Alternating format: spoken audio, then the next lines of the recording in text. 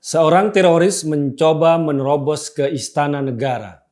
Seorang perempuan bercadar membawa senjata api dan kitab suci menodong pas pampres. Usahanya gagal total. Perempuan itu diringkus polisi sebelum misinya selesai.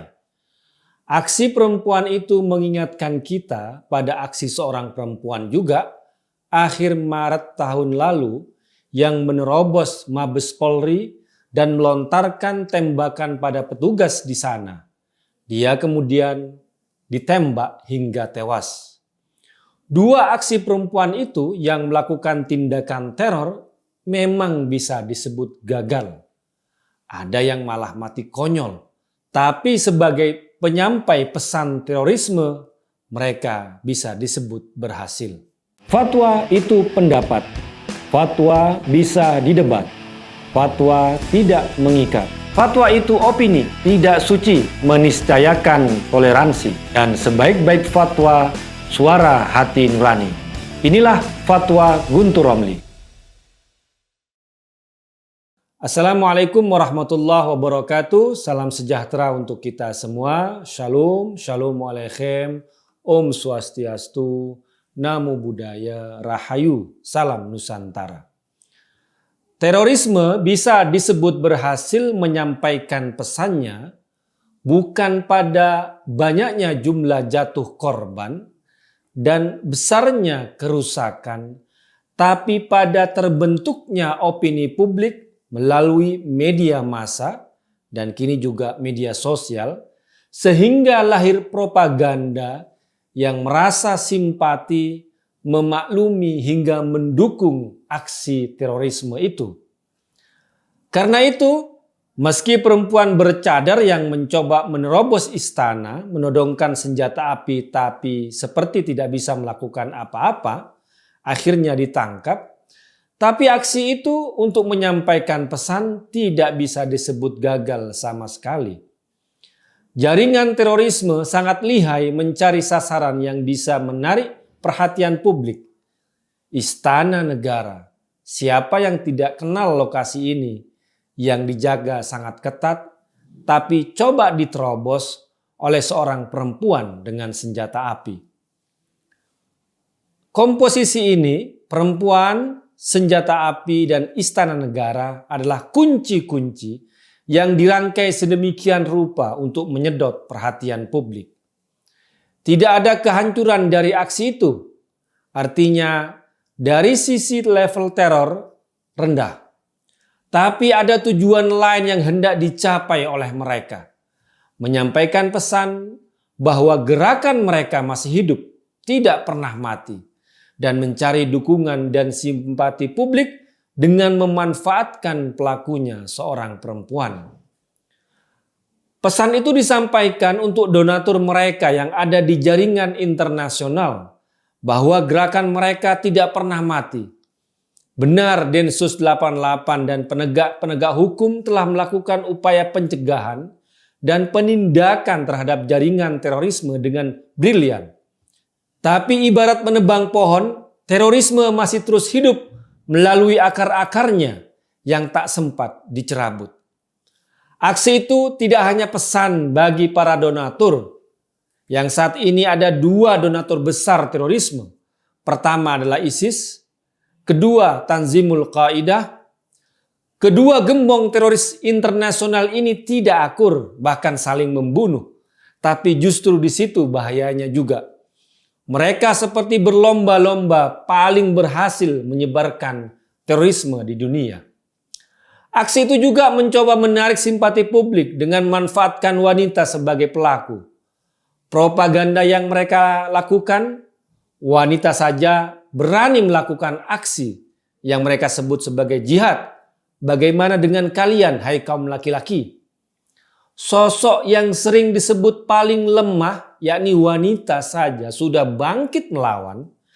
Bagaimana kalian, kaum kuat, laki-laki, kapan mau ikutan amalia atau aksi? Ini propaganda yang coba mereka bangun. Karena itu kalau ada yang merasa kasihan dengan pelaku saat ini karena seorang wanita, yang terlihat tampak tidak berdaya atau bahkan membelanya karena dia hanya seorang wanita, maka propaganda terorisme itu sudah berhasil. Tujuan ini yang memang mereka mau. Adanya simpati dari publik untuk pelaku seorang perempuan dengan segala macam pembelaan dan pemakluman. Padahal justru dengan memanfaatkan perempuan dalam aksi terorisme telah membuktikan dan membongkar kepengecutan dan kerendahan kalangan teroris, khususnya mereka yang laki-laki. Pertanyaan yang bisa diajukan ke mereka, mengapa kalian kirim perempuan? Apa sudah sedemikian penakut dan pengecutnya kaum laki-lakinya? Apa mereka cuma berpikir yang melorot cuma sekitar selangkangan saja? Mereka sekarang sibuk kawin, punya beberapa istri. Kalau mereka juga nanti mati dengan melakukan aksi, yang terbayang akan dijemput puluhan bidadari. Selama kaum laki-laki teroris itu cuma sibuk kawin dan sembunyi, dengan pengecut dan rendahnya dikirim para wanita untuk melakukan terorisme. Kita sama sekali tidak boleh dan jangan sampai ada pemakluman dan pembenaran terhadap aksi terorisme, siapapun pelakunya, jenis kelaminnya, dan apa agama pelakunya. Seperti halnya memanfaatkan jenis kelamin perempuan, teroris juga memanfaatkan agama Islam untuk mencari simpati dan dukungan. Seolah-olah teroris itu melaksanakan ajaran Islam dan memiliki tujuan seperti halnya keluhuran Islam. Padahal tidak terkait sama sekali. Aslinya nasib perempuan di kalangan radikal yang ekstrim diharamkan untuk muncul ke publik. Mereka dalam posisi yang ditutupi, didiskriminasi, kalaupun ada fungsi tapi hanya sekunder, bahkan komplementer, bukan primer dalam aksi jihad misalnya. Jihad perempuan bagi kelompok radikal yang ekstrim terbatas dan hanya di rumah saja. Pada awalnya baik Al-Qaeda dan ISIS tidak pernah memperbolehkan para perempuan ikut aksi pertempuran mereka. Karena aslinya posisi perempuan itu ya tadi, hanya di rumah. Melayani, tunduk dan patuh 100% pada suami yang juga mungkin punya istri-istri yang lain. Merawat anak-anak dan menjaga rumah. Tapi posisi perempuan di kalangan kelompok radikal yang ekstrim kemudian bertransformasi ke gerakan terorisme berubah karena perubahan nasib kelompok teroris itu. Setelah terdesak dan kalah, mereka pun memanfaatkan perempuan untuk mencari simpati dan memanggil nurani kaum laki-laki. Ya, perempuan dalam aksi terorisme seperti umpan yang dipakai oleh jaringan teroris. Menurut Haula Nur, peneliti dari PPIM UIN Syarif Hidayatullah, pada tahun 2005, Abu Mus'ab Zarqawi, seorang pemimpin Al-Qaeda dari Yordania, menjadi orang yang pertama yang memperbolehkan perempuan ikut dalam jihad. Tujuan Mus'ab menggunakan partisipasi perempuan untuk mempermalukan para lelaki yang tidak mau berjihad. Ini yang saya maksud tadi, perempuan dijadikan umpan dalam aksi itu. Perempuan juga dianggap tidak terlalu mencurigakan sehingga memiliki nilai strategis. ISIS juga mengubah kebijakan mereka. Pada tahun 2006 mereka masih menekankan bahwa jihad adalah tanggung jawab laki-laki. Namun anjuran tersebut berubah ketika ISIS terus mengalami kekalahan dan kehilangan teritorialnya. Pada tahun 2017 mereka menyatakan bahwa perempuan muslim harus memenuhi tugas mendampingi para pejuang di medan perang dengan berbagai cara. Sejak saat itu, keterlibatan perempuan dalam aksi-aksi terorisme memasuki fase baru, khususnya di Indonesia. Setelah perubahan fatwa dari jaringan terorisme internasional itu terkait peran perempuan dalam aksi teror, maka berimbas pada munculnya pelaku-pelaku aksi teror perempuan yang ada di Indonesia. Setelah tahun-tahun itu, terlihat para perempuan juga dimanfaatkan dalam aksi-aksi terorisme di Indonesia.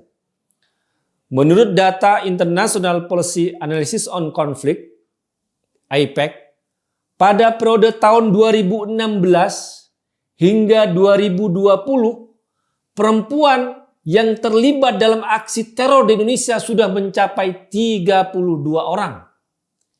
Ini terjadi lonjakan terbesar kalau dibandingkan misalnya tahun 2000 hingga tahun 2005 yang tercatat hanya 1 orang saja. Pemanfaatan perempuan dalam aksi terorisme tampaknya akan tetap menjadi pola utama ke depan. Selain karena alasan strategis dan untuk meraih simpati publik, perempuan akan terus menjadi incaran jaringan terorisme untuk dimanfaatkan dan dilibatkan dalam aksi terorisme sebagai penyampai pesan pada donaturnya kalau gerakan ini masih hidup. Karena itulah, langkah-langkah pencegahan khususnya untuk melindungi kalangan perempuan agar tidak terpapar virus-virus radikalisme dan terorisme sangat penting dilakukan. Mari kita cegah dan lawan terorisme. Wassalamualaikum warahmatullahi wabarakatuh. Fatwa itu pendapat. Fatwa bisa didebat. Fatwa tidak mengikat. Fatwa itu opini, tidak suci, meniscayakan toleransi. Dan sebaik-baik fatwa, suara hati nurani. Inilah Fatwa Guntur Romli.